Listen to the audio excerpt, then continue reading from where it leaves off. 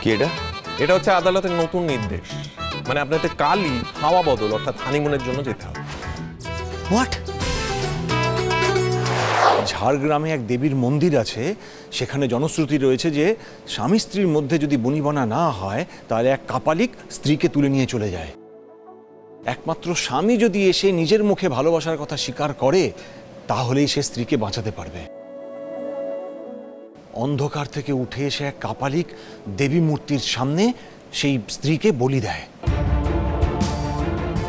যদি স্বামীর ভালোবাসা সত্যি হয় তাহলে তার খাড়া থেমে যায়, তারপরে আবার কাপালিক অন্ধকারে মিলিয়ে যায় আর মেয়েটার প্রাণ বেঁচে যায়। আমরা এই জনশ্রুতিটাকেই রিক্রিয়েট করব, এই মিথটাকেই সত্যি করে তুলব। হাওয়া বদলের জন্য রায়ান আর পারুলকে আমরা ওখানে নিয়ে গিয়ে ফেলবো। কই চা দাও। ও থ্যাংক ইউ।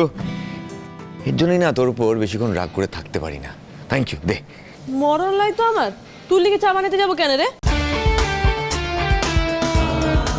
এই নিজে নিজে খাচ্ছিস, দে। তো লিজে খাবো বলে তো এখানে এলাম, এখানে দাঁড়ায় দাঁড়ায় খাবো।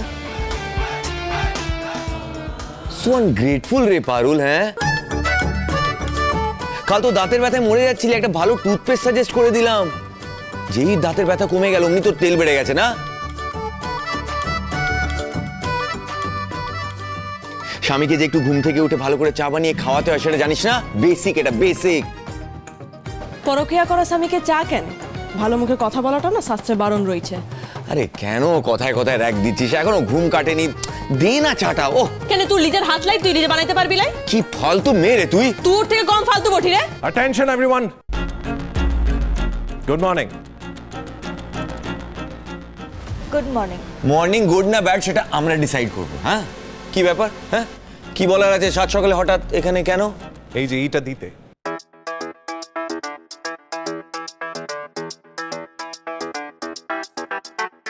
কি এটা? এটা হচ্ছে আদালতের নতুন নির্দেশ, মানে আপনাদের কালই হাওয়া বদল অর্থাৎ হানিমুনের জন্য যেতে হবে। হোয়াট?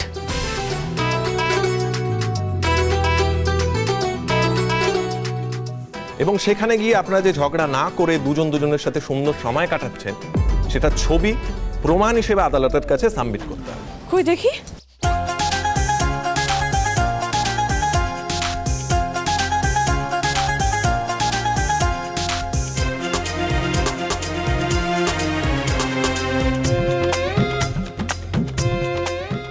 হানিমুনে যাবে?